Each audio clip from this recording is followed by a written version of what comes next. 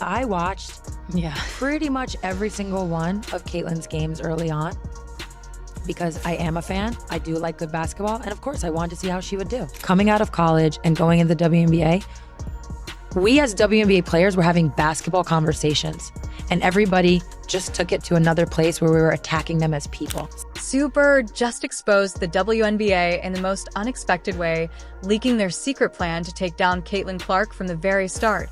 And no, this wasn't some oops bad calls happen situation. This was a full-blown pre-planned circus. The technical fouls, the racial undertones, the blatant targeting, it wasn't Clark's fate to endure this mess. It was a strategy cooked up by people who couldn't handle her stealing the spotlight. And it actually, we talked about this before, like the fan that went hard at Caitlin at the Connecticut Sun game in game 1 or 2, I can't remember, where there was an interaction where the fan almost got ejected. It's like, none of this is okay. And we never accept it. We never accept this on the men's side. Kathy Angel Burt and her band of refs knew exactly what they were doing, because apparently jealousy and drama are the WNBA's new playbook. Why support a rising star when you can throw her under the bus for a little extra controversy and ticket sales, right? Well, thanks to Sue, the dirty laundry is out, and it's not looking good. Why is it okay in our league? Why is it, welcome to mainstream sport? And rest assured, Sue didn't expose the WNBA out of some deep, heartfelt sigh sympathy for Caitlin Clark. Let's not kid ourselves. It was a slip-up, a glorious, unintentional slip-up. But hey, who's complaining? We've got the juicy details we always suspected were bubbling under the surface. And now it all makes sense, especially with Bird's recent not-so-subtle commentary that, let's be honest, has done nothing but throw shade on Caitlin Clark's record-smashing rookie season. You know, the one where she practically set the league on fire with stats that most players couldn't dream of in their wildest fantasies. Knew it was coming. This wasn't a surprise. And not just the comments that the commissioner made a few weeks ago, where she basically implied that the racial tension is good for business and invoking Magic and Bird. But Sue on her podcast decided to wave that off like it was no big deal. She called the league's success a collective effort. Sure, Sue, teamwork makes the dream work and all that jazz, but come on, don't act like Clark didn't just single-handedly put the WNBA on the radar for a whole new wave of fans. Higher television ratings, higher attendance figures. Ladies and gentlemen, that doesn't come courtesy of a league. It comes courtesy of the players that play in the league. And in her case, she was the most popular, which means she could have helped your bottom line, which means you should have seen that from day one and maximized it. Critics were quick to pick up on the vibe, too. Was it just Bird being philosophical, or was she low-key taking a swipe at Clark? Because it sure sounded like an attempt to rain on the parade of someone who's been breaking records left and right and stealing the spotlight without breaking a sweat. It's not good for business. It's never good for business. And sort of sidestep the question about racism and misogyny and hate that the players are receiving online, basically saying, like, don't go on social media, or, it's sort of not real. And then there's the little whisper floating around that this might not just be some innocent commentary. Is it jealous discomfort? Maybe it's just tough love from a veteran, or maybe it's something a little more personal. After all, Clark's rise hasn't been subtle. It's been meteoric. She's achieved in a year what some players never come close to in a decade. And let's be real, for someone who's been around as long as Bird, seeing a rookie snatch up all the attention might sting just a little. But here's where it gets really spicy. The bigger question isn't just about Bird's comments, it's about whether the WNBA leadership itself was quietly working to keep Clark from shining too bright. A conspiracy theory, maybe. But let's talk about facts, like the fact that Caitlin Clark, a once-in-a-generation rookie, got her Rookie of the Year award news over a phone call during practice. Obviously, not every, they're humans. Looking at technology, basketball is a little more complex than tennis, for instance, around technology of officiating. So we're looking at a variety of different dimensions. In Connecticut, right before a playoff game, no fanfare, no celebration, just, oh, hey, congrats over the phone, like she was being told her dry cleaning was ready. If that doesn't scream, we don't want to make a big deal out of you, I don't know what does. And then there's the officiating. I got a technical for basically being mad at myself because I missed the three and then I went and hit the backboard, and he told me it was disrespectful to the game of basketball. Oh, the officiating. Remember when Clark got a technical foul for lightly hitting the backboard in frustration after missing a shot the referee actually called it disrespectful to the game. Really, meanwhile, veterans like Diana Taurasi have done worse and barely got a side-eye from the refs. Carter nearly picks off the pass, and Diana Taurasi, they'll count the bucket. The double standard is so glaring it might as well have neon lights around it. It's like they had one rule book for Clark and another for everyone else. Coming out of college and going into the WNBA, we as WNBA players were having basketball conversations, and everybody just took it to another place where we were attacking them as people. The signs keep piling up, and they paint a picture that's not just troubling, it's infuriating. Was the WNBA trying to keep Clark in check, afraid her rapid rise might overshadow their carefully crafted narrative of collective growth? So that's a decision as baffling as it is. Self-defeating, Clark's not a threat to the league. She's its biggest asset. She's drawing in new fans, increasing ticket sales, boosting TV ratings, all the things the league desperately needs. But instead of celebrating her, it seems like they're hesitant, almost scared to let her shine too brightly. And that's, again, where that petty and jealousy lives. Here's the kicker, though. Caitlin Clark isn't just part of the WNBA story. She is the story. Without her, the league wouldn't have seen the surge of excitement it's enjoying now. So while the leadership might think they're protecting the brand, what they're really doing is shooting themselves in the foot. The players are the brand. Without them, there's no league, no audience, no future. The muted Rookie of the Year announcement, the questionable officiating sub, Bird's dismissive comments, it all adds up to a message that's as clear as it is frustrating. Slow down, Caitlin, don't rock the boat. But here's the truth they need to face. Caitlin Clark doesn't just rock the boat. She is the boat. She's carrying the league to new heights, whether they like it or not. And if they don't figure out how to embrace that, they're the ones who will end up sinking.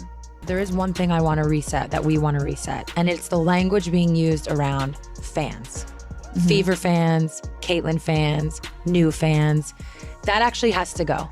That has to go. I understand why at times it's been used. It's kind of just when you're in an interview and you get asked a question, it's kind of easy to go, oh, the fever fan base. Yeah, what do you mean by fans. that? That has to go. Oh, these new fans. It has to go because it's not the fever fans. It's not Caitlin fans. Cathy Engelbert, the WNBA's commissioner, really knows how to stir the pot, and not in a good way. Her leadership style is like that one awkward relative who always says something cringeworthy at family gatherings. Case in point, her obsession with rivalries as the league's golden ticket to relevance, with the most glaring and disastrous example being how she framed Caitlin Clark and Angel Reese as the next big thing in basketball rivalries. Think Magic Johnson versus Larry Bird, but make it unnecessarily racial. And when you have that, you have a lot of attention on you. There's no more apathy. Everybody cares. It is a little that Bird Magic moment, if you recall, from 1979 when those two rookies came in from a big college rivalry. Yep, during a CNBC Power Lunch interview, Engelbert boldly pointed out that Clark is white, Reese is black, and hey, doesn't that make sports exciting? If her goal was nostalgia, she hit the wrong nerve. What she got instead was a storm of backlash for exploiting racial dynamics as a marketing gimmick. Let's break this down. Engelbert's attempt to drum up excitement didn't just fall flat, it exploded. Fans and analysts immediately called her out for being tone deaf, accusing her of reducing two incredibly talented players to their skin colors instead of celebrating their skill. And here's the kicker, both Clark and Reese have faced disgusting racist attacks online and at games. White, one black.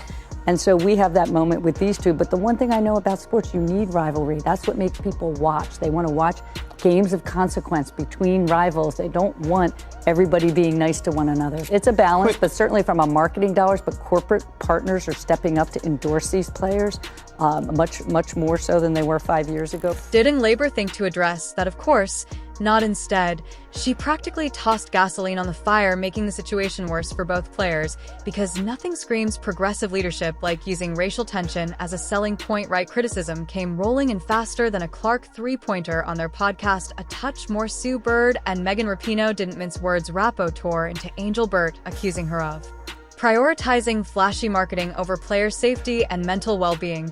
She basically implied racial tension is good for business. Rapinoe said, summing up what everyone was already thinking. Bird chimed in too, pointing out how leadership seems more interested in headlines than fixing real issues like the hostile environments players face daily. You know, the kind of stuff that actually matters. From the WNBA's perspective, the WNBA and the league office and Cathy's role specifically is basically to protect and shepherd the league, both from a business perspective, from a player welfare perspective, from a health and safety perspective, and from a growth and investment perspective. And this is where I feel like she's failed. And let's not forget Engelbert's greatest hits of unhelpful advice when confronted about players facing hate speech and toxic rhetoric. Her brilliant solution was to tell them to stay off social media. Genius, right? Because ignoring the problem always works. So while it's a move so out of touch it could double as a meme, players face misogyny and racism on the daily basis, and Labor's response is basically, have you tried logging off? I did not come out of college with the same level of popularity, scrutiny, all of it. Nobody has. Caitlyn is one of one. There's zero doubt about that. But the issues don't stop at her racialized marketing blunders. Engelbert's entire leadership strategy has been slammed for being more about optics than substance. Her obsession with rivalries might sound like a good idea in a marketing meeting, but in reality it reduces complex athletes into cheap narrative. And when those narratives lean on race, the damage is multiplied. Instead of highlighting Clark and Ari as trailblazers for the league's future, Engelbert has turned them into symbols of division, drawing attention away from their talent and toward unnecessary controversy. Caitlyn continuing to impress and she's going to break records nonstop for the next couple years.